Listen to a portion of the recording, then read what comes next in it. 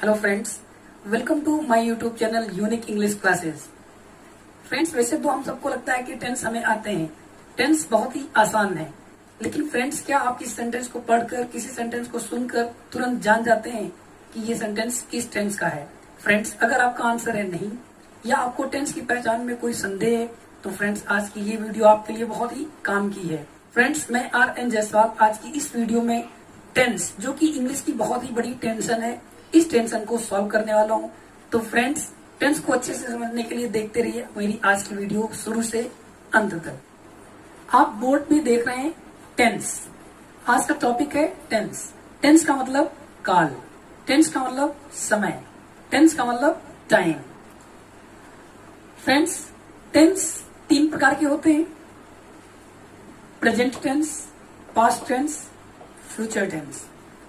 Present tense का मतलब वर्तमान काल, यानी जो इस समय हो रहा है, और पास्ट टेंस का मतलब भूतकाल, जो हो चुका है, बीते समय में जो हो चुका है।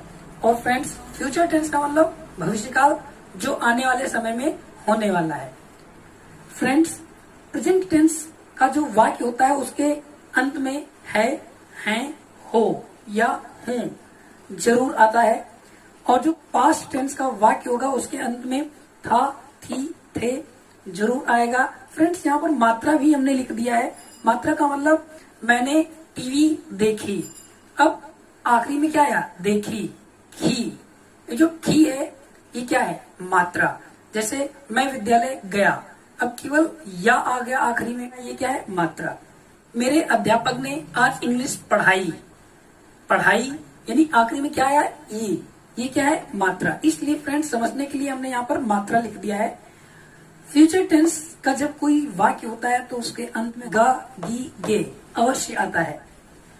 फ्रेंड्स, इन 3 टेंसेस को 4 भागों में बांट दिया गया है: indefinite, continuous, perfect, perfect continuous. इसको हम कुछ इस तरह से पढ़ेंगे। सबसे पहले प्रेजेंट इंडेफिनिट टेंस, फिर present continuous tense, present perfect tense, present perfect continuous tense. Friends, इसी तरह से पास्ट की बात करते हैं: past indefinite tense, past continuous, past perfect, past perfect continuous tense.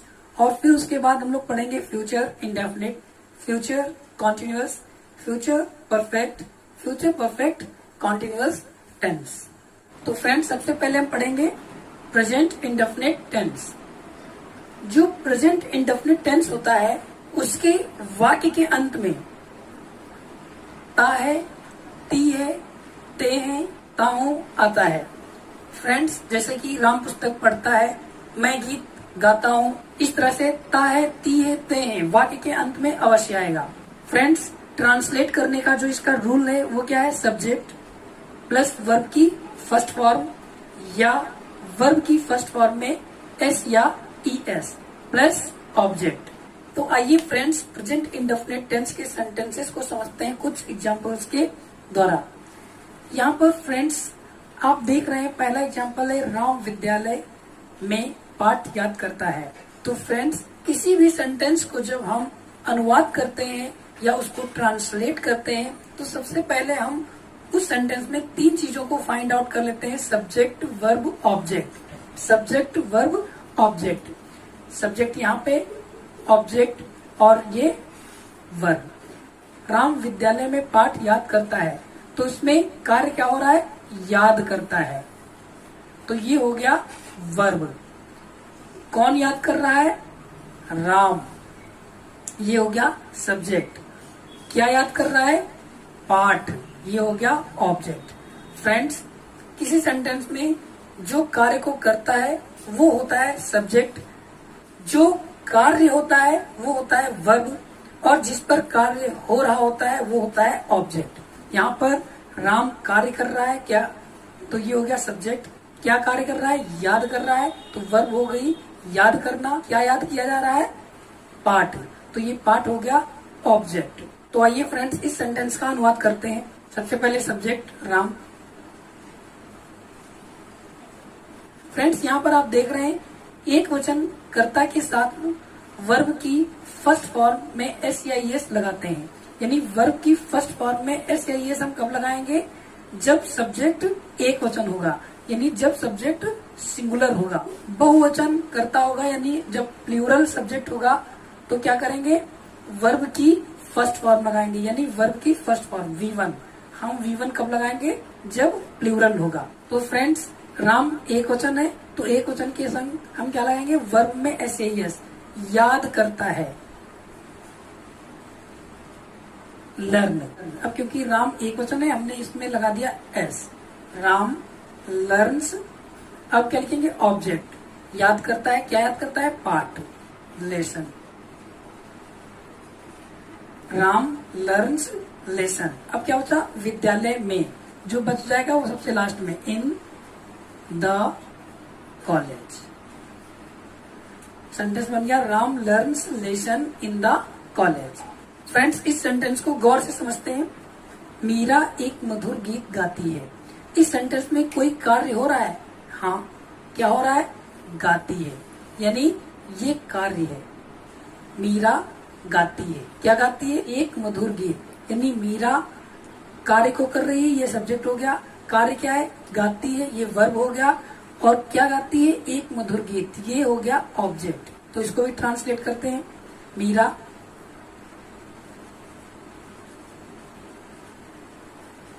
एक क्वेश्चन ये भी है, तो वर्ब में SAES, गाती है, सिंग्स, वर्ब में S लगा दिया, क्या गाती है, ऑब्जेक्ट, एक मधुर गीत, अ स्वीट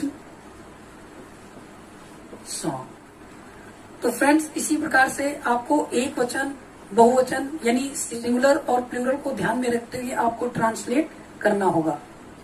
इसमें राम सब्जेक्ट है, वर्ब है, गाता है।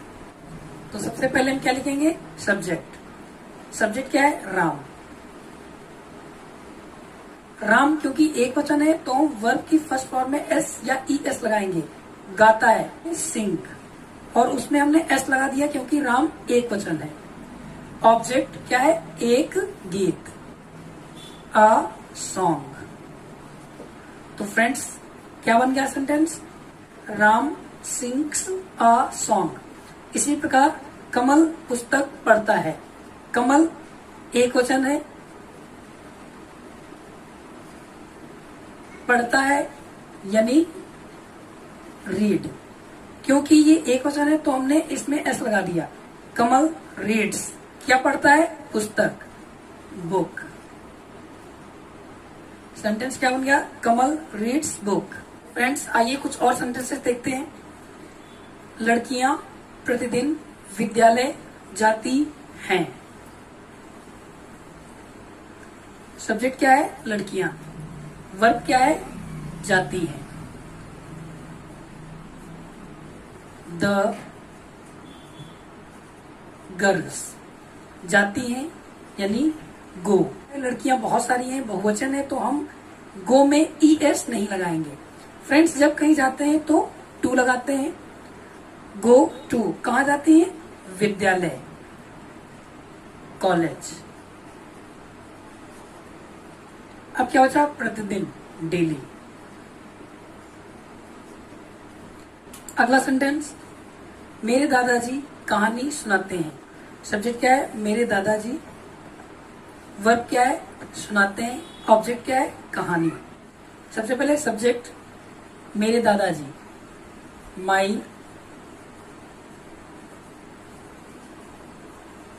माई ग्रैंडफादर। मेरे दादाजी एक वचन तो अब हम लगाएंगे वर्ब में SAES, सुनाते हैं यानी टेल, इसी में S हो गया।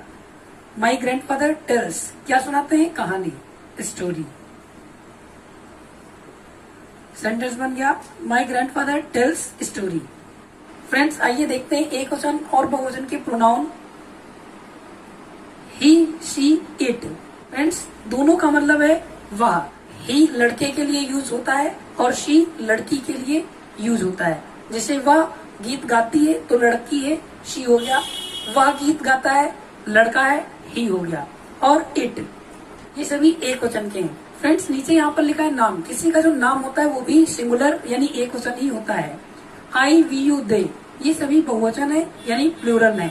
आई, मैं, वी, हम, यू, तुम, दे, वे, ये सभी बहुवचन के प्रोनाउन हैं। तो आइए फ्रेंड्स कुछ और सेंटेंस देखते हैं। मैं एक पत्र लिखता हूँ, सब्जेक्ट मैं लिखता हूँ, वर्ब क्या लिखता हूँ, एक पत्र, ये ऑब्जेक्ट हो गया। सबसे पहले सब्जेक्ट आई। फ्रेंड्स क्योंकि ये बहुवचन है तो वर्ब की फर्स्ट फॉर्म लगाएंगे, लिखता हूँ, राइट, क्या लिखता हूँ, एक पत्र, ऑब्जेक्ट लिखेंगे अब अ लेटर। सेंटेंस बन गया आई राइट अ लेटर। वह रोज मंदिर जाता है, तो सब्जेक्ट जाता है, वर्ब कहाँ जाता है, मंदिर, ऑब्जेक्ट। ही जाता है। फ्रेंड्स क्योंकि ये एक वचन है, यहाँ पर आप देख रहे हैं सिंगुलर है, तो हम वर्ब में एस लगाएंगे, जाता है यानी गो, इसी में हमने ईएस लगा दिया। ही गोज जब कहीं जाते हैं तो टू लगाते हैं, कहाँ, मंदिर, द टेम्पल। क्या बचा, रोज यानी daily, daily, per day, every day, जो मन हो वो लिख सकते हैं। तो फ्रेंड्स सेंटेंस बन गया he goes to the temple daily. तो फ्रेंड्स आइए अब देखते हैं प्रेजेंट इंडेफिनिट टेंस का नेगेटिव। प्रेजेंट इंडेफिनिट टेंस का नेगेटिव, नेगेटिव का मतलब नकारात्मक वाक्य, ऐसे वाक्य या ऐसे सेंटेंसेस जिसमें नहीं आता हो, ऐसे सेंटेंसेस का हम अनुवाद करेंगे तो उसका रूल क्या होगा, सब्जेक्ट प्लस डज नॉट या डू नॉट, और उसके बाद वर्ब की first form plus object. Friends जब कर्ता बहुवचन होगा तो डू नॉट लगेगा, जब कर्ता एक वचन होगा तो डज नॉट लगेगा। तो आइए देखते हैं फ्रेंड्स, कुछ लड़के जाते हैं, ये वर्ब हो गई, ऑब्जेक्ट क्या है, स्कूल। कुछ लड़के, यहाँ पर जो सब्जेक्ट है वो बहुवचन है, कुछ लड़के यानी सम बॉयज। क्योंकि ये प्लूरल है, ये बहुवचन है, तो हम क्या लगाएंगे, डू नॉट। वर्ब की फर्स्ट फॉर्म जाते हैं, गो, जब कहीं जाते हैं तो टू, कहाँ जाते हैं, स्कूल। अब क्या बचा, प्रतिदिन यानी डेली। सेंटेंस बन गया some boys do not go to school daily. दूसरा सेंटेंस, वह रसोई में खाना नहीं पकाती है, तो यहां पर सब्जेक्ट क्या है, वह, वर्ब क्या है, पकाती है, ऑब्जेक्ट क्या है, खाना। तो फ्रेंड्स वह रसोई में खाना नहीं पकाती है, यहाँ पर लड़की की बात हो रही है, तो वह के लिए हम क्या लिखेंगे, सी। क्योंकि ये सिंगुलर है, एक वचन है, तो एक वचन के संग यानी सिंगुलर के संग हम डज नॉट लगाते हैं। पकाती है, कुक, ऑब्जेक्ट क्या है, खाना, द फूड। अब क्या बचा, रसोई में, इन द किचन।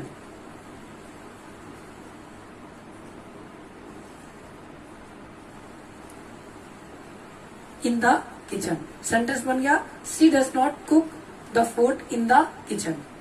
तो फ्रेंड्स प्रेजेंट इंडेफिनिट टेंस का जब भी सेंटेंस हमारे सामने कोई नेगेटिव आएगा तो उसका जब अनुवाद करेंगे तो इसी प्रकार से उसका अनुवाद किया जाएगा। तो आइए फ्रेंड्स अब हम पढ़ते हैं इंट्रोगेटिव सेंटेंसेस। इंट्रोगेटिव सेंटेंसेस का मतलब प्रश्नवाचक, जब वाक्य क्या से प्रारंभ हो। फ्रेंड्स इंट्रोगेटिव दो प्रकार के होते हैं, जब कोई सेंटेंस क्या से स्टार्ट होता है तब, और दूसरा प्रकार जब क्या, क्यों, कैसे, कब, कहाँ वाक्य के बीच में आए। तो फ्रेंड्स आप यहाँ पर देख रहे हैं इंट्रोगेटिव सेंटेंसेस का जो स्ट्रक्चर है, जो रूल है वो क्या है, डज या डू, फिर सब्जेक्ट। फ्रेंड्स सब्जेक्ट के बाद ये जो आप बिंदियां देख रहे हो ये नॉट के लिए, मान लो लिखा होता क्या पिताजी रोज दफ्तर नहीं जाते हैं, इसी में अगर नहीं आया होता तो नॉट हम कहां पर लगाते हैं, सब्जेक्ट के बाद। तो जो स्ट्रक्चर है वो क्या है, does, do plus subject plus verb की फर्स्ट फॉर्म प्लस ऑब्जेक्ट और क्वेश्चन मार्क जरूर लगाना होगा यहाँ पर। तो आइए फ्रेंड्स देखते हैं एग्जाम्पल के द्वारा। क्या सब्जेक्ट क्या है? पिताजी। वर्ब क्या है? जाते हैं। कहाँ जाते हैं? दफ्तर। तो हमने तीनों चीजें फाइंड आउट कर ली, सब्जेक्ट, वर्ब, ऑब्जेक्ट। तो सबसे पहले हम देखते हैं क्या लगाना है, डू या डज। सब्जेक्ट हमारा क्या है? पिताजी। फ्रेंड्स डज लगाते हैं सिंगुलर के साथ में एक वचन के संग, और डू लगाते हैं प्लूरल के साथ में यानी बहुवचन के साथ। जो हमारा सेंटेंस है उसमें लिखा हुआ है पिताजी। पिताजी एक वचन यानी हम क्या लगाएंगे? डज। Subject father. उसके बाद वर्ब की फर्स्ट फॉर्म जाते हैं, गो। जब कहीं जाते हैं तो टू लगाते हैं। ऑब्जेक्ट क्या है? दफ्तर।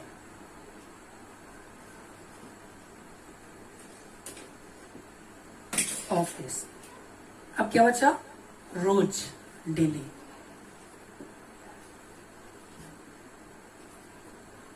अगला सेंटेंस, क्या तुम नियमित रूप से पुस्तक पढ़ते हो? यहाँ पर सब्जेक्ट क्या है? तुम। वर्ब क्या है? पढ़ते हो। ऑब्जेक्ट क्या है? पुस्तक। तो सबसे पहले हमने देखा जो हमारे पास सब्जेक्ट है वो है तुम यानी बहुवचन। बहुवचन आने पर हम क्या लगाएंगे? डू। फिर सब्जेक्ट तुम, यू। वर्ब की फर्स्ट फॉर्म पढ़ते हो, रीड। क्या पढ़ते हो? ऑब्जेक्ट पुस्तक। अब क्या बचा? नियमित रूप से, रेगुलरली।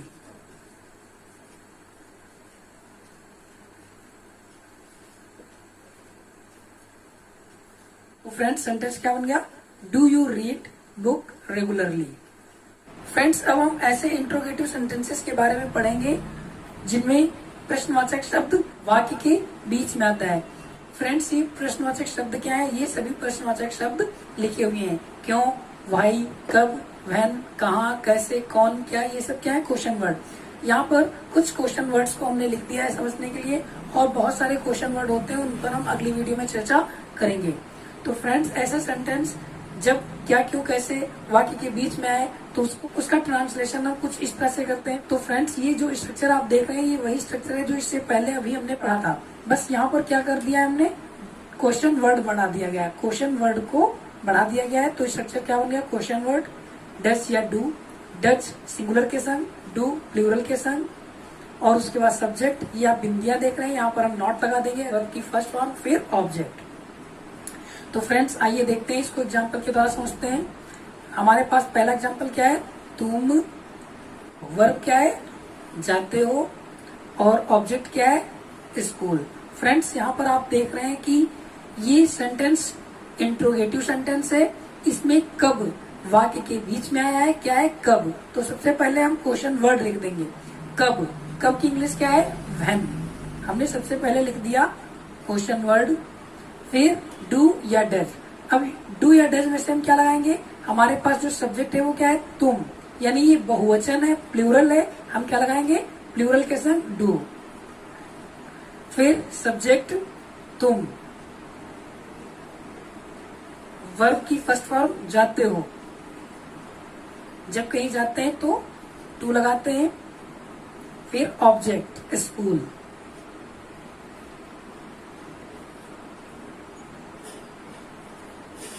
सेंटेंस बन गया when do you go to school. इसी प्रकार अगला सेंटेंस देखते हैं। तुम्हारा भाई गांव क्यों जाता है? सब्जेक्ट क्या है? तुम्हारा भाई। वर्ब क्या है? जाता है। ऑब्जेक्ट क्या है? गांव। अब यहाँ पर क्वेश्चन वर्ड क्या बचा? क्यों। फ्रेंड्स क्यों की इंग्लिश होती है व्हाई। हमने सबसे पहले क्वेश्चन वर्ड लिख दिया व्हाई। फिर डू या डज। सब्जेक्ट हमारे पास क्या है? तुम्हारा भाई। तुम्हारा भाई एक वचन, तो हमने क्या लिखा? Does. Subject your brother.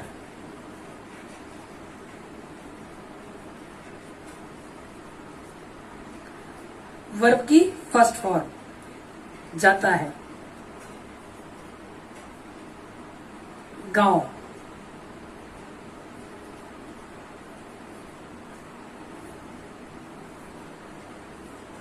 Sentence बन गया why does your brother go to village. तो फ्रेंड्स, मुझे उम्मीद है कि आज की वीडियो में जो कुछ भी मैंने बताया आप लोगों ने उसको बहुत अच्छे से समझा होगा। तो फ्रेंड्स, आज की वीडियो में इतना ही। मिलते हैं अगली वीडियो में कुछ नए रूल्स के साथ में।